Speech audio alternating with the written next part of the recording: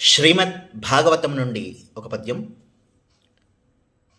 పూని మనంబులున్ తనువు భూతములున్ మరి ఇంద్రియంబులున్ ప్రాణములున్ వివేక గతిబాయక అన్యము తమ్ము నెమ్మయిన్ గానక నేర ఆ గుణ నికాయములన్ పరికించునట్టి సర్వానుగతున్ సమస్తహితున్ ఆదిమపూరుషున్ ఆశ్రయించెదన్.